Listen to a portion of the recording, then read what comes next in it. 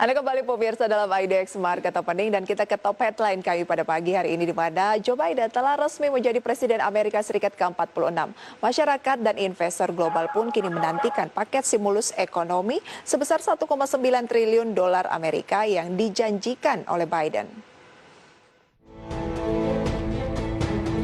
Presiden Amerika Joe Biden menjanjikan suntikan dana sebesar 1,9 triliun dolar Amerika pada ekonomi negeri Paman Sam di tengah data-data pemulihan ekonomi yang menurun tajam akibat pandemi COVID-19. Di sisi lain, dengan posisi Partai Demokrat yang mengendalikan kedua majelis Kongres, DPR dan Senat, maka Biden berkesempatan untuk meloloskan paket bantuan pandemi besar-besaran ketiga di Amerika. Proposal yang dijuluki Rencana Penyelamatan Amerika mencakup sejumlah tindakan untuk menghidupkan kembali ekonomi negeri adidaya tersebut, diantaranya menaikkan upah minimum federal menjadi 15 dolar Amerika per jam, membantu pemerintah negara bagian dan lokal yang sedang berjuang menghadapi pandemi, membuka kembali sekolah dengan aman, meluncurkan kampanye vaksinasi COVID-19 besar-besaran, dan meningkatkan cakupan cek stimulus yang disetujui Kongres bulan lalu. Sementara itu, era kepemimpinan Joe Biden dinilai menjadi angin segar bagi ekonomi dunia, termasuk Indonesia. Pengamat ekonomi menilai dengan terpilihnya Joe Biden menggantikan Donald Trump membuat perang dagang meredup dan membuat investasi Indonesia semakin meningkat. Sebab eskalasi perang dagang antara Amerika dengan China akan menurun sehingga menguntungkan pemulihan ekspor Indonesia baik ke Amerika maupun sebagai pemasok bahan baku ke China. Terpilihnya Joe Biden ini tentu akan membawa angin segar bagi perekonomian Indonesia karena terjadi pemutarbalikan arah khususnya dalam hal perdagangan di mana Joe Biden akan mengambil langkah yang lebih soft atau lebih halus terkait dengan kelanjutan perang dagang antara Amerika dengan China. Selain itu juga didukung kebijakan Bank Indonesia yang tetap menahan suku bunga acuan atau BI 7 Days Reverse Repo Rate di level 3,75%. Langkah ini dinilai masih sejalan dengan upaya kolaborasi kebijakan dengan pemerintah untuk mendorong pertumbuhan ekonomi nasional.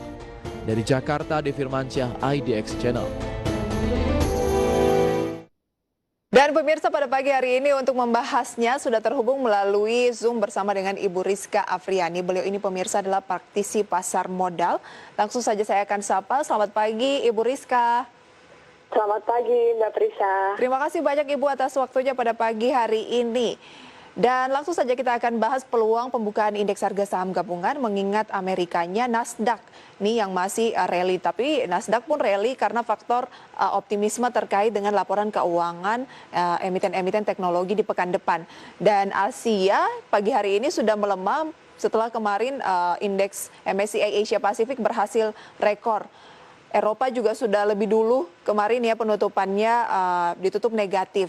Adakah kemungkinan IHSG masih melanjutkan pelemahan yang terjadi di hari kemarin, Bu?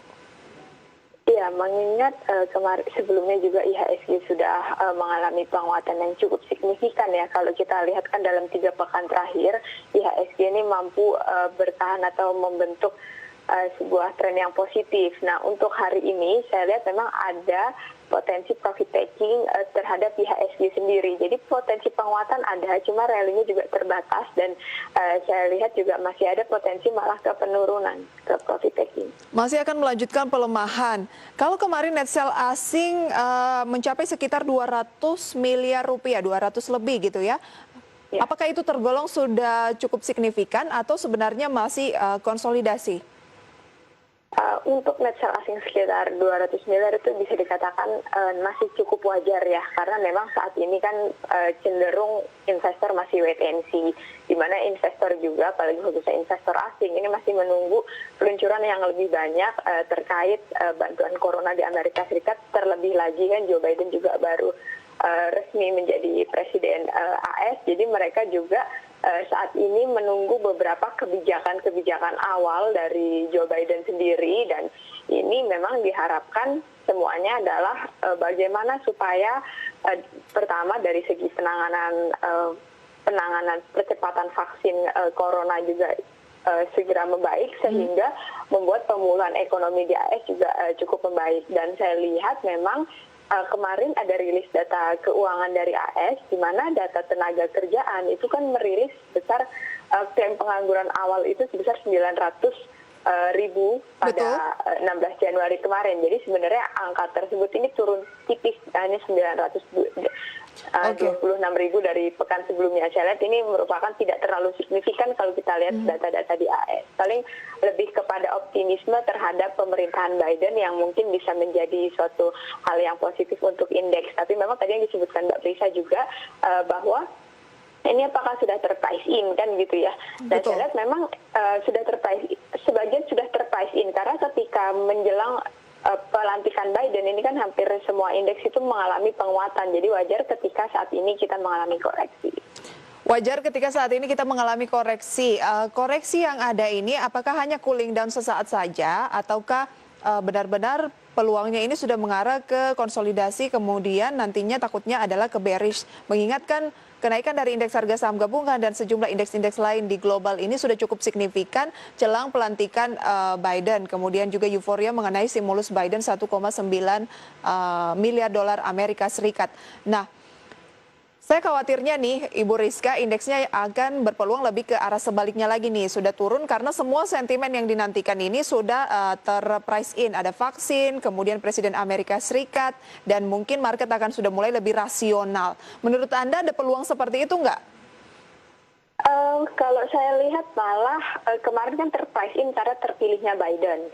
Nah, kemudian nanti akan ada optimisme baru di tahun ini khususnya seperti misalnya kita lihat peluang kerjasama antara Indonesia dan AS, mungkin ini akan terjadi lebih luas lagi dan memang ini diperkirakan juga nanti akan menguntungkan dari sisi pengusaha kita karena kebijakan dari Joe Biden itu kan memang dia tentunya walaupun protektif tapi dia membuka ruang untuk negosiasi yang lebih terbuka dan kita lihat juga bagaimana Joe Biden untuk menangani seperti halnya sekarang tensi perdagangan global antara US dan China juga kan ini lebih bisa diatasi dibandingkan dengan sebelumnya pada saat dijabat oleh Donald Trump ya.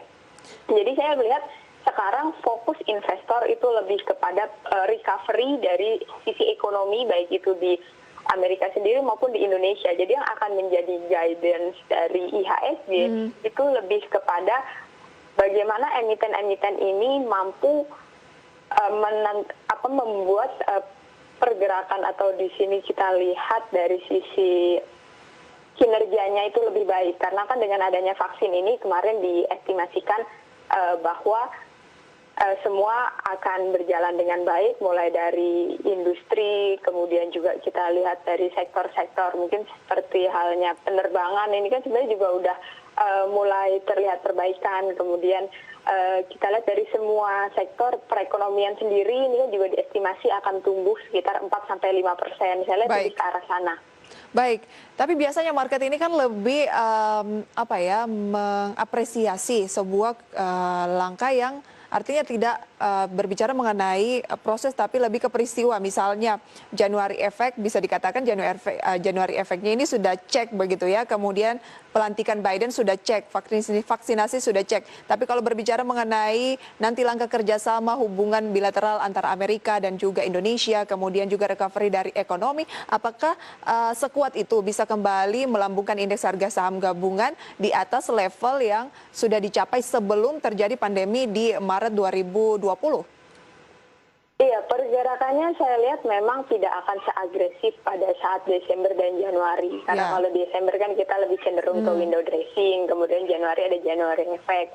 Nah, kemudian Februari itu biasanya kita semua menantikan rilisnya kinerja keuangan dari emiten-emiten di bulan Desember kemarin itu seperti apa. Jadi mungkin nanti ada beberapa yang di bawah ekspektasi, itu membuat indeks mungkin pergerakannya agak relatif terbatas. Kemudian di bulan Februari Maret itu relatif terbatas, tapi nanti kira-kira di bulan April itu akan menjadi sebuah stimulus juga buat indeks ketika kita melihat nanti rilisnya laporan keuangan di kuartal pertama dengan adanya ini positifnya indeks. Baik. Gitu.